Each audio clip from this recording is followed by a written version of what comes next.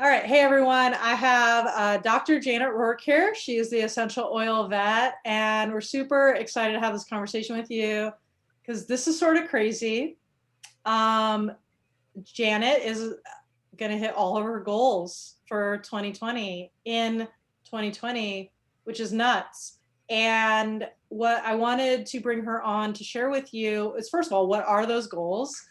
And how did she stay focused on them? Our goal is not to make you think you didn't hit your 2020 goals, what's wrong with you?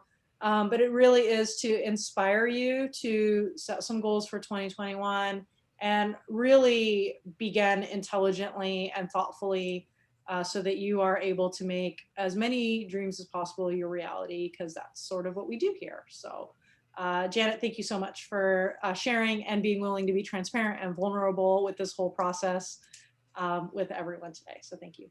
Yeah, thanks for having me. And this is just, this was so impactful for me this year in getting the things done and in the face of all of the things that we were faced with this year. So it's a pretty amazing process. And I think it's going to really help a lot of people this coming year. So awesome. Okay, so we'll do like a little before and after. So maybe we will tug on some heartstrings. This time last year, how did you feel about your future? Pretty good, but like I think in December of last year, I was feeling pretty good. I had a lot of really good goals. Right around this time last year, I had just gone to a conference and it was just really impactful. And I had some big dreams, it was 2020, clear vision, that whole thing. And I think a lot of people were like, yes, this is going to be a big year. It's going to be so awesome. And I think that's where I was about a year ago. So, yeah. Okay. So tell us about some of the goals you had set. Well, I was in the process of finishing up and working on my book. So I had a book. That was one of the big goals that I was like, okay, I'm going to finish this in 2020, get it out there for everyone. I had some income goals for my business that were pretty out there. It was quite a stretch. Probably higher than I probably should have made in retrospect, but I had some goals for like my membership group and how many people I wanted to have in there. I wanted to buy a horse. I'm trying to think of some of the other ones. I have them like right here. So there's some certifications. One big one that you haven't really mentioned. What one is that? Your full-time 60 hours. Oh yeah, so I put that on there, but I was like, I don't know. I was like, I'm gonna work toward leaving my W-2 job. But yeah, that was my this is probably not gonna happen, but I'm gonna put it on there because that's what I want. And yeah, that's the one I think we need to talk about. Okay. I think it's so funny that you like didn't even mention that particular. I forgot that I like had put it on my list as a thing because it just felt so far away at that point. Yeah. Yeah, you put it on your goals list, and it literally, I didn't pull it up for this conversation, but now I'm just gonna have to actually tell people what. Please don't sue me for breaching. No, you're good. Okay, so the little note next to leave my W-2 job. So here's what people like, just to catch you guys up to speed. Dr. Roark runs the Essential Oil Vet. She has a following of over 130,000 people right now. And most people, I think, assume, and she has a membership with 2,400 right now. 2,400 people. And most people assume that's a full-time job. What most people don't know about Dr. Roark is a full-time W-2 job that is like very high level, so 50 to 60 hours a week. Also an online vet practice, also a part-time network marketing business, also essential oil vet. Yeah. So for everyone's context, That's what we're working with. And so when we look at the goal that you had set, I have to pull the actual phrase because it's just sort of funny.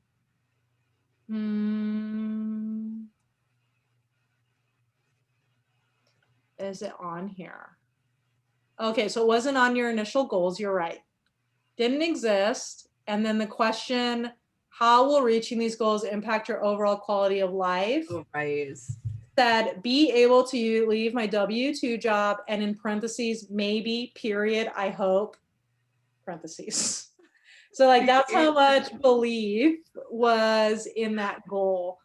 I think the lesson here, friends, is that even if you don't believe in a goal, I think it's sort of okay to put it down. Because then what happened this year?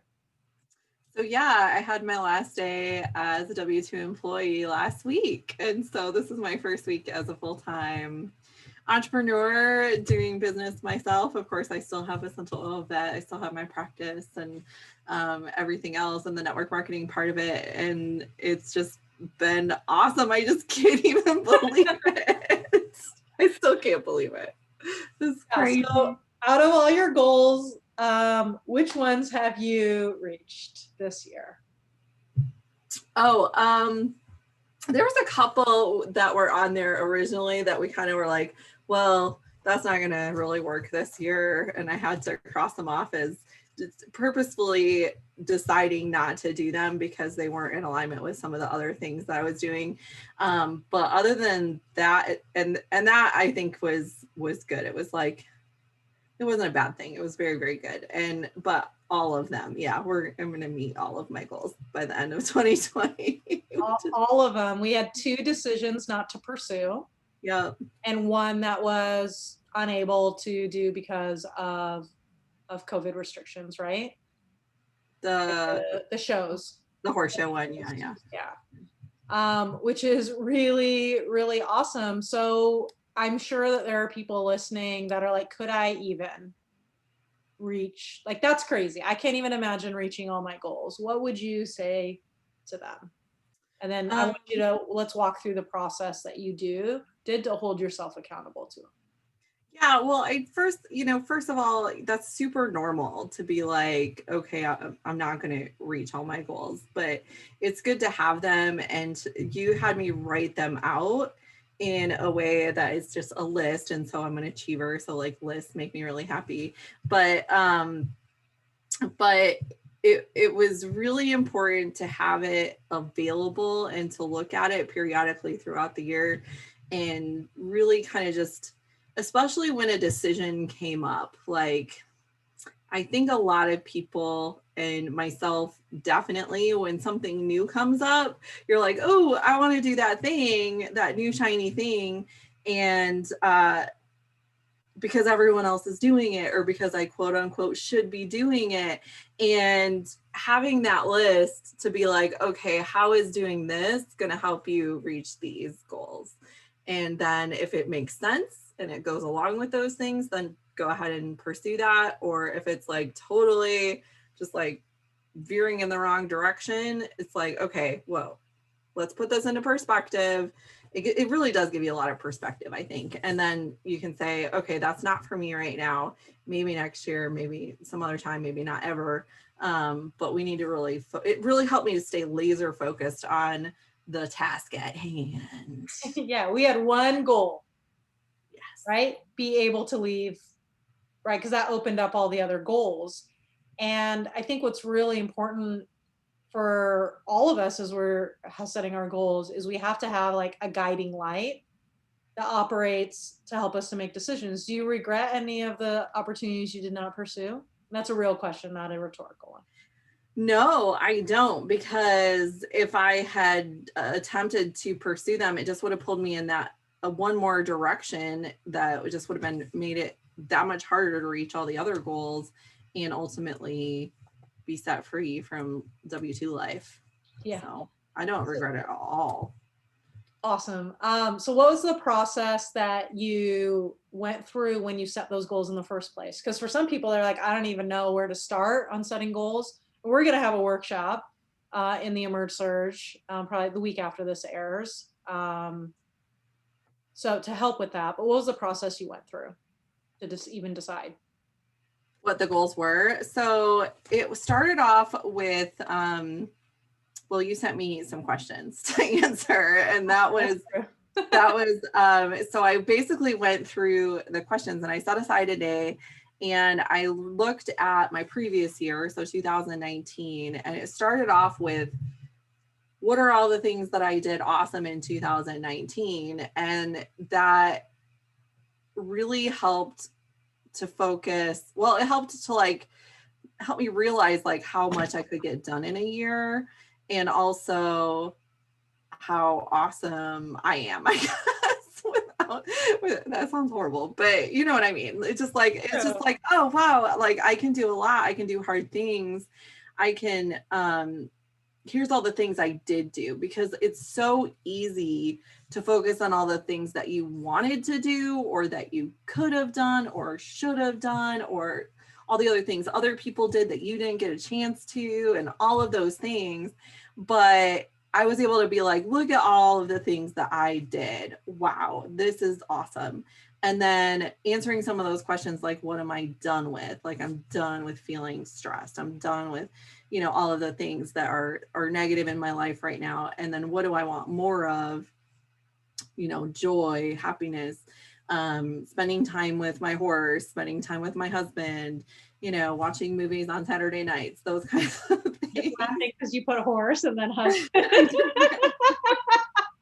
And that I know Sean's gonna listen to this. Sean knows where he stands. It's all good. And it was just like, and then answering some of those questions, it's like, okay, so what do I need to do? What goals do I need to have in order to have more of those good things and less of those other things? And then I had to really sit down and think about it. And a lot of it for me was really looking at the previous year, the 2019, and saying, okay, these are all the things that I did. And the things that came to mind for that, I was like, obviously, that's stuff that I want more of, you know? So it was like, okay, these are all the things that I did. These are the things I can continue to do because I did it, even though it was hard. Does that make sense? Yeah. So starting with the, what do you want more of and what are you done with? Mm-hmm. And then setting the goals versus what goals do I have? Because then we make trade-offs that we're not like we might have a goal. I mean, this is a non executable goal, I think, for me in 2021. But if I said I want 12 in-person speaking events, Mm-hmm. but what I'm done with is short work weeks that make me cram all my clients in 3 days and stress me out and raise my blood pressure. So if you don't start with the what are you done with and what do you want more of, then the goals don't align. They don't align with your life, and our business is for our life, not our life for our business. And so when what do you want more of, what are you done with, and the goals that you have, if those are not aligned, you'll choose what you want more of and what are you done with, like subconsciously, and not pursue the goals. And I think that's a huge change that I made in coaching to goal setting. Mm-hmm. That really has been a game changer for me and a lot of the people that I work with. What was your, and I think you kind of mentioned, that you have them posted. I do. So they're right there, right? Right above Right there. your That's eyes. why I keep looking up. I'm like, And how did that help hold you accountable? well, I think it just goes back to like not being distracted and being focused. And also, it's so easy to, especially when you're doing so many things and you're working so many hours, like I was, to just say, I'm tired. I'm not going to do this. You know, I'm just going to take a break for the rest of today. And seeing those, it gives you a little bit of motivation, I guess, but also not just motivation. It's like this pull in the direction that you want to go. And so it's not like you're pushing yourself to do more. You actually want to do it. and it just helps you stay focused from being like, oh, I'm going to go out to the barn today and just take a day off, instead of doing that, just saying, okay, I'm going to do these things to help me get to my goal. And then once I get those things checked off, then I can go out to the barn and have fun afterwards, kind of a thing, as a reward. And that was a big thing that changed this year too, is having like a reward system, which I've never done before, ever, ever, ever. That was so hard. Oh yeah, that was mean. I want to talk about the reward system because I think that was really, really important, but I want to talk about some other things that I think people are going to struggle with. Yeah. Did you ever doubt you would reach your goals? And were you ever discouraged? Oh yeah, for sure. 100%. Like how many days a week? I know, and I'm totally like breaking some privilege here, but I think it's going to be really helpful for people. How many days a week did you doubt? 7 days a week. Out of the 7 days? Out of 7 days, every day. Every day? Every day. Every day, I'd be like, there's no way. I can't do this. There's no way. Yep. How did you work through the doubt? Like, because right now, as we're having this conversation, we're on the other side, right? So people are watching and they're like, you have it all together. Wow, I can't imagine, blah, blah, blah, blah, right? And so, when I even see like the way you're showing up right now, and I'm like, man, right? And I think to myself, if I could only be that confident, then I would be able to reach my goals. So like talking about the fact that daily you had doubt about the goals, I think everyone needs to understand that that's part of the process. How did you overcome, or I don't know if overcome is even the right word, move through, still stay into action, whatever. How did you move through the doubt and the discouragement? Whenever I was feeling discouraged or doubting, it really helped me to help other people, to not get focused on myself and what I'm going through. And I still have to have reminders of this sometimes, but when I'm focused on myself, I'm like, oh my gosh, I'm so terrible. I can't do this. This is so hard. Like, mental breakdown. I'm so tired. All of those things.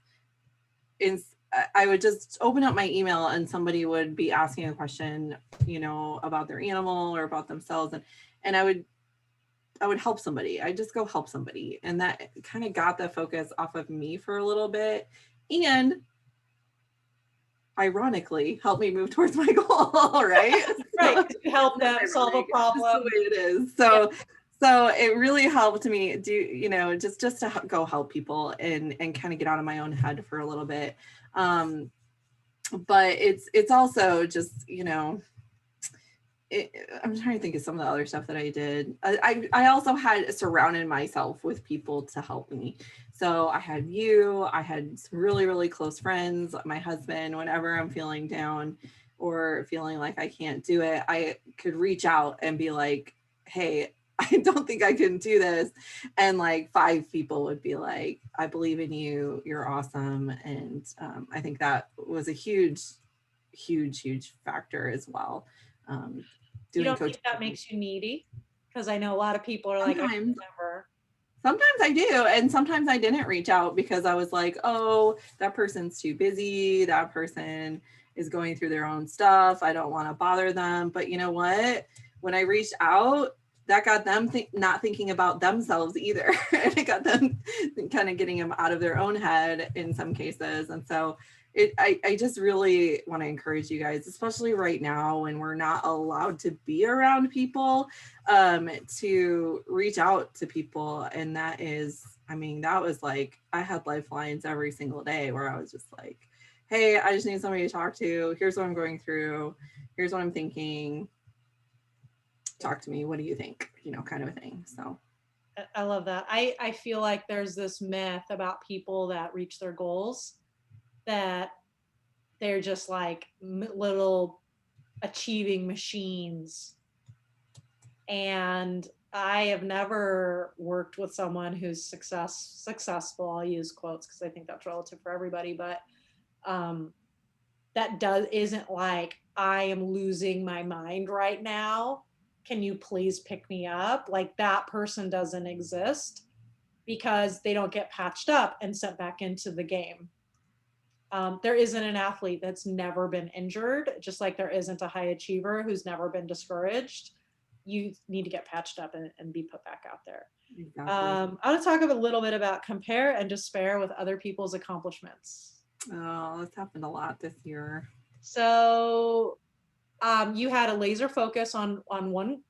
Well, you were encouraged to have a laser focus on one goal, um, which was to earn enough income with all of the other things to replace this like amazing job that you had, which we don't take lightly. And there were other people who were like doing epic things. Um, what would you have to say about the compare and despair of other people's goals? Like, did you experience that? I guess is my first question. Yeah, I think that's pretty normal too. And I really hope that people aren't like doing that listening to this right now, honestly. Because it happened multiple, I mean, I can't, probably every single month this year something happened. And I do surround myself with really successful people. And so there was a lot of really awesome stuff that friends of mine were accomplishing, and acquaintances and mentors and things like that. And and it's easy to be like, to to get to get distracted. It's a distraction is what it is. But it's kind of like sometimes we are like, well, what am I doing wrong? Like I'm doing all this work for nothing. Like what am I doing? What am I even doing with my life? You know, I probably asked that a million times. But like, and then especially if they're like really successful and they're like, well, here's what I did to be successful, and it's different than what you're doing, then I think it's really easy to just get caught up in that. And then you just have to be reminded. And sometimes somebody else has to remind me that their journey is not your journey, and your journey is your journey and your journey alone. And only you can reach the people that you're supposed to reach, and only you can be on the journey that you're on. And so I just encourage people to just keep on being on your journey and don't try to go on somebody else's, because that's not the way it's supposed to be. Yeah. So how'd you work through that? Because you had one path, other people are on different paths, and it's really tempting to say, I know I decided on this path, but maybe that path would be better, or maybe that path would be better. How did you work through that personally? I had you to help me with a lot of that, honestly. And again, I had having those goals and just refocusing on that was part of it. But also, I'm like, well, maybe I'm on the wrong path to getting to that goal. Maybe there's some other way.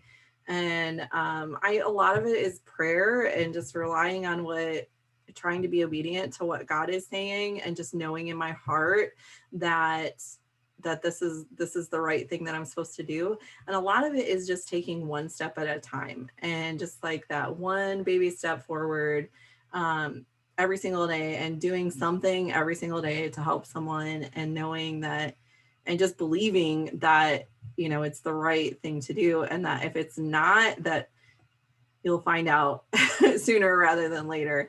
And having people in your corner that are wise and looking in, as opposed to you trying to look out, and you don't always see everything when you're trying to look out, but someone looking in and being like, nope, you're good, you're still good, you're on the right path, you're doing the right things, stay the course, kind of a thing. Then I think that was, I mean, the people in my life were just like super critical in a lot of that. So I love that.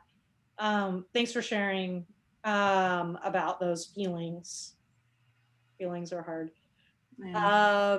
Okay, so let's talk about the reward system. So, can you explain, give a little context on what you're talking about, and then we'll talk about it more. Okay, so Tasha told me that I had to have a reward for when I like achieved one of the goals. Like, okay, if you do this, what is the thing that you're gonna, reward yourself with? Whether it's like a glass of wine or a trip to your favorite restaurant or new flooring in your entire house. That was one of my things.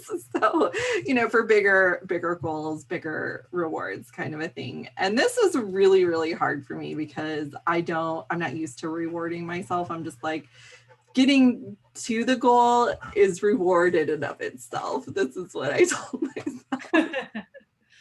And it's true because I'm like an achiever. So I'm like, yeah, I did the thing, check. Okay, next, let's do the next thing. But having those rewards was awesome because it's kind of like a little like, so it reminds you to take a step and just celebrate what you just did. And even if it's little, it's really impactful and it's kind of nice. I'm not gonna lie. Yeah. Well, it keeps you from burning out, Mm-hmm. right? Rewarding yourself for milestones. I mean, it's like we do this to ourselves. Well, okay, you reached your goal. You set a goal. You reached it, but you could have reached it faster, better. And by the way, you're on to the next one. And so what that does, it's actually we're creating an incredibly unhealthy work environment for ourselves. So it's this idea that you're the owner of the company and you're the employee at this phase, right? And if any other owner treated any other employee, like, can you just imagine for a second? Let's say I was your boss. You're way out of my league, but let's just say this were I do have a knack for recruiting out of my league. And I said to you, okay, your goals this year are to sell this much in education services, this much in whatever. You need to do this, this, and this. And then you reach them all. And I said, could you have done more? Let's set some new goals. Mm-hmm. Like, how would you respond as an employee working in that type of company?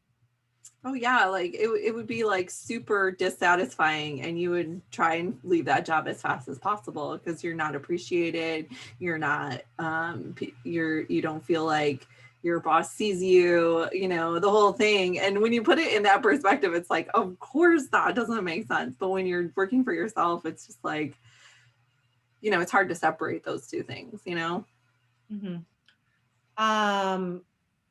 Yeah, and so you would end up with burnout, right? Like, and so how many, like, if we're both going to be honest, burnt out prior to this goal setting because of the lack of rewards. And so being able to say, okay, high five, go buy your saddle, free and clear without guilt, right? High five, go do this without any guilt. Like, this is a legitimate reward, is super helpful, because what happens if we don't set up the rewards the next year? We're like, well, what's even the point? This didn't improve my quality of life at all. And so then we start to lose motivation and it doesn't work as well as really we wanted to. Totally. So I had one other thought. That's why you saw me pause and now I lost it. Dang, maybe I'll come back to it. What's next for you, Dr. Roark? Oh, lots of things. Like life doesn't stop for the essential oil vet. No. Life is super good. And so I'm just going to continue on what I've already done. I've got a couple more things on my list to finish out this year. And then I'm really excited to do it again and set some new goals for next year and see what else happens. I think I'm going to have another book. I'm going to have another certification, like the whole thing. Yeah, it's going to be really good. It's going to be a good year. 2021.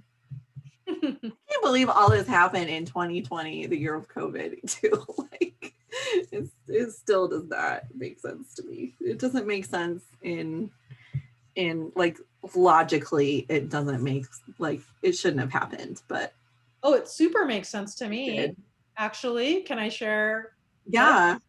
So what happens when we're in, I will call them tragic times. I don't think you've experienced a real like personal tragedy in this, but well, I mean, I think that's a fair assessment of this year.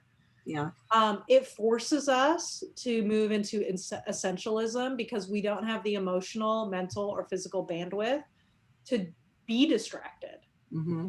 So when we're operating sort of in energy conservation mode, I will argue that we can do our best work because we don't have the energy to chase things that do not move us closer to where we need to do. We Yeah. only have like bandwidth for less things. It's like if our internet bandwidth slowed, instead of me watching in one room, the kids watching in another, Charlie watching something on his phone with his headphones in, if our bandwidth like shrunk, we would all sit down, talk to each other, and watch one movie together and have a shared experience. That's what less bandwidth forces. The other thing is, I think it is fair to say that travel schedules, Mm-hmm. while the travel is so awesome, they can be a huge detriment to the what do I actually want more of and what am I done. Yeah. And I think in a normal scenario, you would have had a trip a month. Oh, for sure. And a trip a month would have meant there's no way you would have had time to build your certification course. Mm-hmm. And while you would have been enjoying those trips and justifying those trips, and those wouldn't have been bad decisions, it was like, well, what else am I going to do? I guess I'll build a signature course that, right, that I enroll hundreds of people into. Mm-hmm. And therefore, right, I'm able to have this freedom. And so that's what happened. So I think it's super important, friends, that we're all just like, we look at our scenarios and say, okay, well, what are the disadvantages that I have right now? And actually, how do those constraints create advantages? While it's super sad for an extroverted person to be missing all that stuff, would you trade the trips for the certification course and the leaving of the W-2 job? Yeah, you can't even ask that question because Right, it's like it's not fair. it's not possible. It's not possible. So I Like when can't you look even back, answer because I'm like, technically I probably would have done the trips, to be honest, like what you're saying. And so I love that sort of thing and I miss it. But it helped me to be able to reach these huge milestones a lot faster because I wasn't traveling 2 days a week, that sort of thing. So, or 2 days a month, and then not available the other 3 days of whatever event it was that I was going to. So, well, and the wisdom that you did is dealt a poor hand, played it the best way you were able to. And that's what I want to encourage everyone to be able to do, right? That's how you did it. Like the question is, how did I do this in 2020? yeah, You had a bad hand and you played it to the best of your abilities, as opposed to saying, I have a bad hand, I'm out. yeah. And I think that, like, if we can continue to do that, regardless of these historic events, I think we're in good shape. I remembered my question, and then I'll have one more and we'll wrap up. Okay. Okay. I think this is helpful for people. So we talked about reviewing the goals. How often did you spend reviewing and planning versus execution and action? Ooh, reviewing, very little time. Okay. Very little time, like minutes. Okay. Planning, I think that was a little bit more, that was definitely a little bit more important, especially with the fact that I had 4 jobs and, time management has always been a bit of a struggle with me. And so working to like figure out where I could fit that stuff in was, we had to be really strategic about it. Mhm. And then actually execution, obviously that was, I'd say 90% of it is execution. Even in developing the new content and programs and things that I did, the majority of it was done like real time like while I was doing it, prepping and doing it, and that sort of thing actually made it, having those deadlines, by planning and having those deadlines and getting it on the books, like it didn't give me a choice. I didn't have time to think about it. I just had to do it. And so, but yeah, I would say about 90% of it was actually just doing the stuff, as opposed to planning. And I mean, all of us, I think, can get caught up in planning mode and just like, oh, we can do this and we can do that. And at some point you have to just like put the pen down and go do some stuff. I love that. This is an awkward question for me to ask, but I do think it could be helpful for people. I mean, I don't want you to gush too much. Let's keep it under control. But how did coaching play into your ability to reach your goals? Oh. Don't say it did it. That's going to be embarrassing. Oh, I just try not to cry. That's all. It's everything. Coaching, Tasha, there's no way I could have done this without coaching. I would have been derailed so much. I only had so much capacity. I needed someone to really be my guide on this journey and make sure that I stayed focused on the things that I needed to stay focused on. And I'm looking at this list and I'm just like, I would not have been able to leave my W2 job if I didn't have a coach. So I would still be there. I wouldn't have had the confidence to. I wouldn't have had the capacity, and I certainly wouldn't have. I would have been too scared, honestly, because we spent some time like crunching numbers and being like, okay, it's going to be okay. Look at the numbers, and doing the math instead. And when you've worked for worked somewhere for 17 years and you don't know anything else, it's scary to leave. It's super scary. And you just showed me that there's more, and you believed in me, and you showed me that all the things that I have accomplished there will only be more of it, when I have more time to be able to live my life and do the things, without that extra burden. So thank you. You're welcome. So if you have someone out there who's like listening to this free podcast or video, and because I think the key for coaching is that you had to believe in yourself, right? Yeah. What advice would you give them if they were like, should I do a mastermind? Should I do the resilient leader? Like, is that going to work? What advice would you give them? I would say for sure do it. The only way you're going to know if it's going to work or not is to actually do it. I think anything that you join or do has the potential to be amazing or not be amazing, depending on how much action you put into it. And so I would say for sure do a mastermind, because they're amazing. I've done all of Tasha's masterminds. I probably spent a lot more money than what she's charging now, but if you're gonna do it and commit to it. Like commit to it and commit to doing the action. And those are designed to create action. And so I think that, like, if you're stuck, or if you're like, I don't know, should I've got this other stuff I'm doing, and whatnot, really commit to something, commit to it, and take the steps, do the 90% of the action, and you're gonna be amazed at what you can accomplish. You're gonna amaze yourself. I love it. Last thoughts for the people that made it to the end.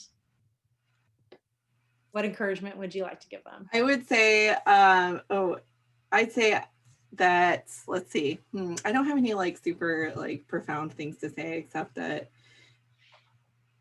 if you don't believe in yourself, it's okay, because other people probably believe in you. Tasha believes in you. I believe in you. And you can do amazing things even when it's really, really hard. I love that. Now you're pretty famous. I'm famous in my little. So if people want to, what do you actually do in your essential oil vet practice or business, whatever you want to call it? So I am a veterinarian, and I own Hill Country Mobile Veterinary Service here in Austin, Texas. If you need a vet and you're in Austin, look me up. But I'm also the Essential Oil Vet on Facebook and Instagram. You can go to essentialoilvet.com and learn about all the different things we have available there. We do have a membership group, an aromatherapy, animal aromatherapy specialist certification course, a learning center, all sorts of fun things. If you love essential oils and animals, and you want to help animals live their best life, I'm your person.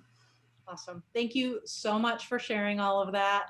I'm so proud of you. And I'm going to stop talking because if I say any of the other words to compliment you, you will have cried on the podcast. And I know you didn't want to do that. So thank you for sharing. Friends, if you are watching this or listening to this, I hope this was an encouragement to you. See you at the goal setting workshop.